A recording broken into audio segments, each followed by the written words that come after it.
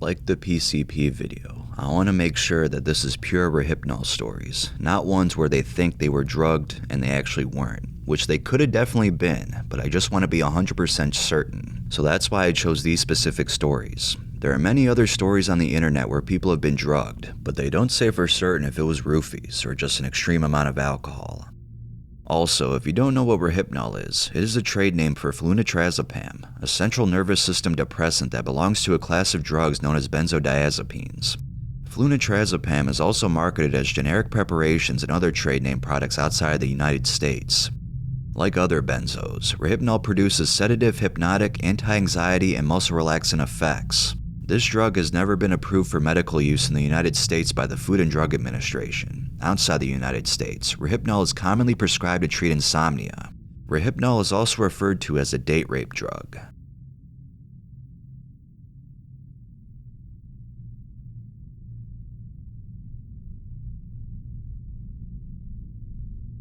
I didn't even intend to do drugs that day. I had no idea that when I woke up that morning, a visit with some close friends would turn into a nightmare by the end of the day.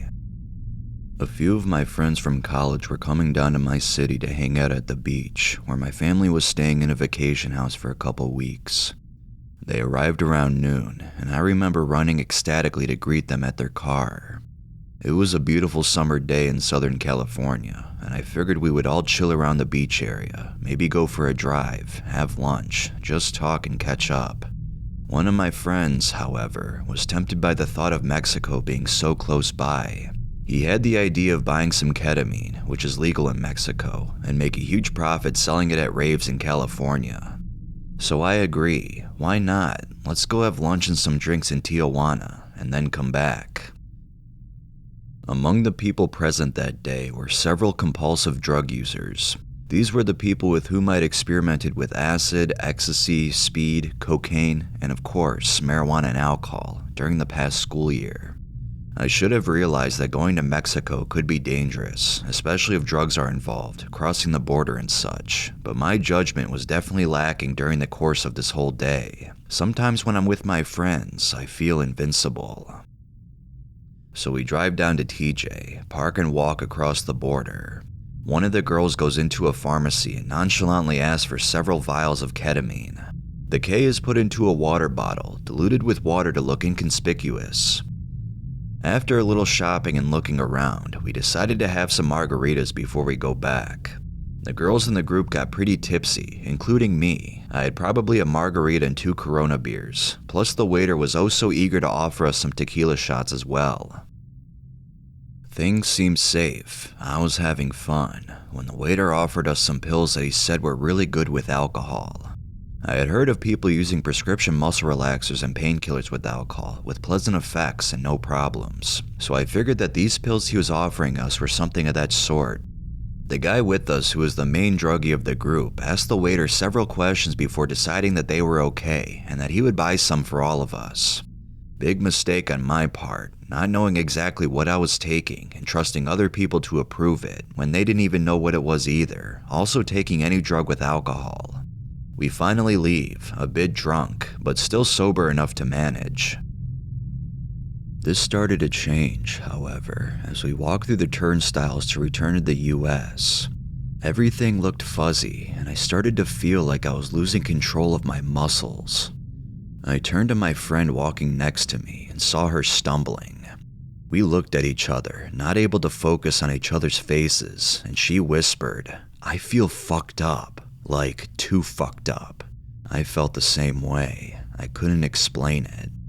I had been drunk many times before, and it never felt like this. I felt like water, just flowing along, unaware of my physical motions.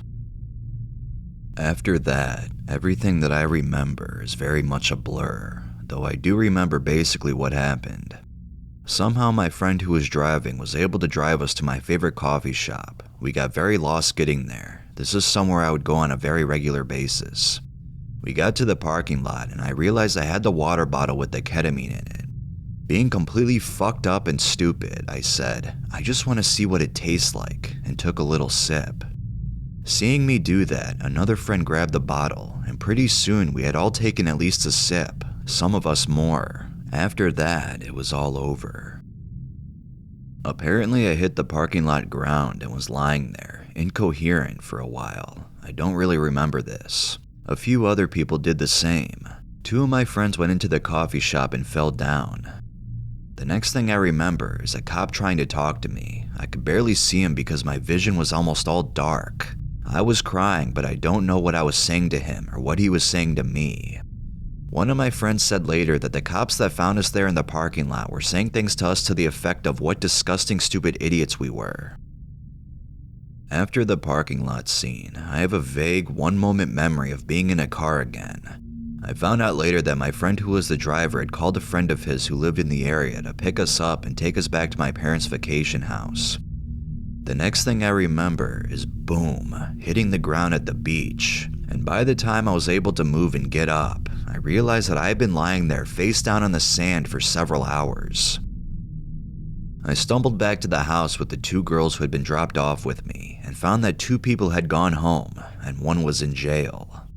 The pills that we had taken were Rohypnol, one of the most infamous date rape drugs, and I can understand now how it works for that evil purpose. We are very, very lucky that the Rohypnol didn't really kick in until we were across the border. I can only imagine what that waiter had intended to do. One of my friends had pocketed the extra pills after we took them, and so he was the only one with any illegal drugs found on him, thus he went to jail for the night. I was so freaked out, trying to figure out how to keep this from my parents and be able to get this guy out of jail at the same time. The guilt, the regret, and the headache were unbearable. I felt weak and shaky all day. I was able to borrow my dad's car and get our friend out of jail after his mother paid the bail. He seemed terrified when we picked him up.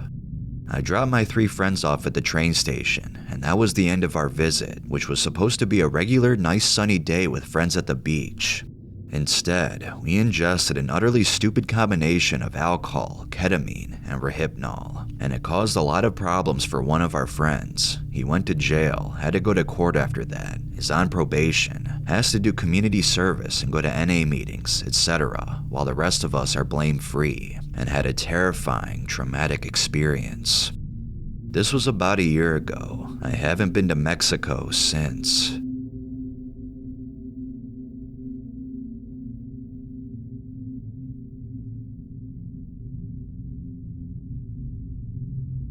I would like to tell you about my addiction to roofies and alcohol. I am a male in my early 20s living in Sweden. I've been drinking heavily since I was 13. Only recently have I stopped drinking much, but I still binge sometimes. I have experience with most of the common psychoactives: cocaine, shrooms, acid, cannabis, speed, ketamine, heroin, MDMA, benzos, 2C compounds, foxy, and the list can be made longer. Coke, ecstasy, cannabis, benzos, and alcohol I have abused. I have probably done 400 grams of coke, 30 grams of pure MDMA, cannabis hundreds of times, and 1,000 benzos. One can draw the conclusion that I have an addictive personality. I decided to quit using drugs October of 2002. I had just come back from 2 months in Thailand, Koh Phangan, where they have the most famous full moon party. I had not been sober from alcohol and drugs for years, and I was enrolled to the university and due to start in January of 2003. Withdrawal was horrible: shaking, sweating, insomnia, horrible nightmares, and a sense of depersonalization. So I phoned my connections about 100 roofies. What a relief. I have always liked benzos. I usually always mix roofies or Valium with alcohol to enhance the effects. Now when I was so anxious and having withdrawal, the roofies gave me a sense of calm and cool that was incredible. I could cope with the withdrawal and stress. I continued taking roofies until middle of March 2003. My dosage was now up in the range of 5 to 8 milligrams per day, and preferably with alcohol, otherwise I would not really feel it. I was so addicted to roofies that when I traveled to Asia, the Far East during the break, I smuggled with me 100 pills to last for a week. I decided to quit when I got home. Withdrawal started immediately with shaking and sweating. I got so sick, when I was trying to sleep, I felt that my heart stopped and I flew up from bed and beat my chest to get it going again. I had my phone beside the bed with 911 pre-dialed. I was very close to calling them many times. It took a month before I got 4 hours of continuous sleep. In June, I was feeling better, but still today I experience anxiety for nothing sometimes. I cannot point that specifically to the use of Roofies, but certainly my heavy usage of drugs has caused it. Rohypnol has a hypnotic effect and much shorter half-life compared to, say, Valium. The withdrawal from Rohypnol is 100 times worse. Going cold turkey like me is dangerous. It is possibly lethal. For your own sake, contact a detox clinic and let them handle it. They will put you on either a long-acting benzo like diazepam or barbiturates, which does not offer any cross-tolerance to benzos. Convulsions and death occur with benzo and alcohol withdrawal. Today I am in university, second term. I have not felt this good for as long as I can remember. Be careful of overdoing drugs. It's more harm than good. Life goes on.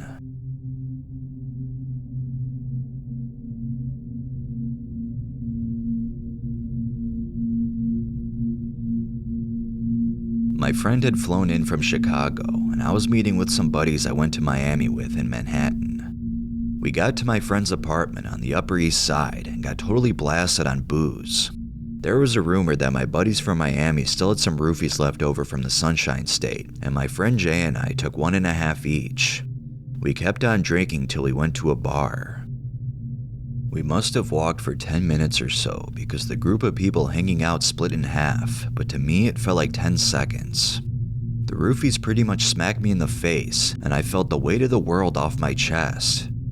I was gliding down the street to the bar when we got in line. Again, half my friends were in, so I was at the end of the line when one guy comes up to me and says, "Hey, want some smoke?" I said, "No, but got any dust?" not thinking he'd have some. Sure enough, he said he knew where to get some. At this point, I must have been way out of control because we hailed a cab and my friend from Chicago looked in disbelief as the cab went up to Spanish Harlem. It must have taken 10 to 15 minutes or even less because my friend, who at this point was wasted too from the roofies, was still outside the bar waiting for me. The friend from Chicago and I got out, and the first thing I did was run to a deli to buy a blunt. Apparently my buddy from Chicago gave this guy a C-note to go buy him some toot because when I got back from the deli, my buddy was still outside waiting for the guy to come back. At this point, I blacked out so bad, the next thing I know is I'm smoking one bag of dust out of a backwoods cigar wrap and telling a homeless guy stories of how I used to ride the train across the USA and all the good times I used to have before the government stepped in. Now note, I was about 23 years old. This bum had to know I was out of my gore because he didn't even ask me for money. I did offer him some PCP and he accepted, but only took a small hit. Then I offered some preppy Upper East Side kids some 40s, and they declined. I then went around and passed by the bar my friends were hanging out at, and my buddy was still outside waiting. I then found a doorway, rolled the next blunt, and got totally lost. I believe I could have lost my vision for a while. So I went into a doorway and don't know if I passed out or walked the streets because the next thing I know is that it was daylight and I had to find my way back to Queens. I remember when I came to, the sunlight was killing my eyes and I kept spitting. When I got on the train, the floor tiles were all moving and I just kept spitting. No one even looked at me. I probably looked like a wreck and my face had to have the biggest nasty look on it because I was squinting from the sunlight and from my mind playing tricks on me. I felt horrible I had left my friends and deep guilt set in. I finally made it to Queens. I couldn't make it to where my car was, so I went to my friend's apartment in Flushing. When he came to the door, he said I looked right through him, and I was all shook up, and he got me a joint and a pillow. The joint cooled me off, and I felt pretty whacked out the whole day, eventually meeting up with all my friends. I was extremely lucky that night to not be beaten by some thugs uptown or not brought into central booking by police, where I would then be dragged to Bellevue Hospital to probably be Thorazined out or I'd gotten my stomach pumped. I would never mix these drugs all together again because ever since that day, I am a step slower. I wonder what happened in between the time I blacked out and the morning. Was I standing in the same place all night? Did I go roaming? Was I in a fight? Did I go into a catatonic state? These questions will never be answered, but one thing that came out of this was I never was the same again after this. A bit slower and a much less attention span.